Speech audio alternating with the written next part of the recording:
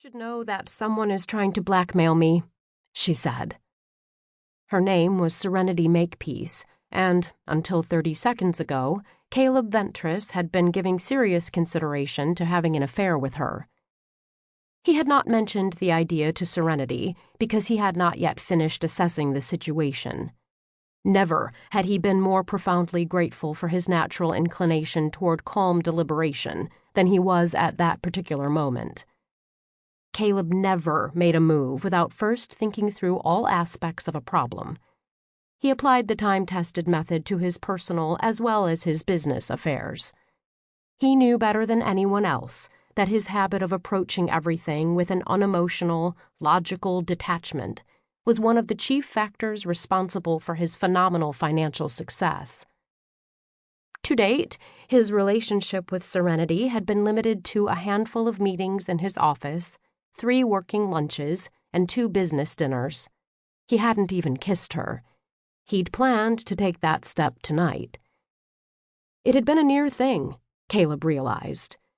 A strange, cold feeling twisted through his gut as he acknowledged the close brush with disaster. What really bothered him was the uneasy feeling that Serenity Makepeace had the potential for making him ignore his own rules. She was unlike any other woman he had ever known. She fascinated him. If he had lived in another time and place, an era during which people routinely believed in superstitious nonsense, for example, he would have wondered if she had put some kind of spell on him. She sat there now, on the other side of his desk, ostensibly in his world, but somehow not quite of it. It was as if she had dropped into his reality from some alternate universe.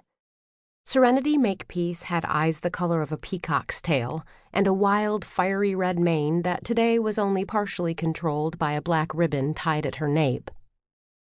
There was a fey quality about her that stirred the hair on the back of Caleb's neck. The odd little griffin pendant she wore somehow accentuated her aura of otherworldliness. She possessed an ethereal air that almost convinced him that she had been meant to dance in moonlight meadows at midnight, rather than conduct business negotiations in a high-rise office. He sincerely hoped that she was better at dancing in the moonlight than she was at dealing with business matters.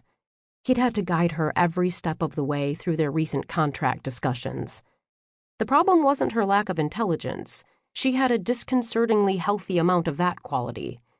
The difficulty was her lack of experience. Serenity managed a tiny grocery store in a small mountain community called Witt's End. From what Caleb could discern, the store catered to an eccentric clientele of misfits and nonconformists, artsy-craftsy types, and social dropouts. Serenity knew a lot about whole-grain bread, beans, and tofu, but she knew virtually nothing about sophisticated business practices. That was where he came in, Caleb reminded himself. Serenity wanted to expand her small grocery into a mail-order catalog operation. She needed a startup consultant. Caleb was one of the best startup consultants in the Pacific Northwest, perhaps the best. He was very good at what he did. The Witt's End by Mail project had been very different from Caleb's usual ventures. For one thing, he wasn't accustomed to working with people who were as unsophisticated about business as Serenity obviously was. His usual clients were high-powered corporate executives who sent their lawyers to work out the terms of the contracts. He rarely, if ever, consulted with small independent businesses the size of Witt's End Grocery. The owners of such firms couldn't afford him. Serenity was no exception. She couldn't pay his usual fees either. The only reason Caleb had taken Serenity on as a client in the first place was because she had caught his attention and piqued his admittedly jaded professional interest. He had been bored with his own highly successful career, and with life in general, for longer than he cared to remember. He recalled Serenity's initial letter of inquiry quite clearly. The scope of her plans had amused him. Dear Mr. Ventress, allow me to introduce myself. My name is Serenity Makepeace, and I need your help to save my hometown, Witt's End, Washington.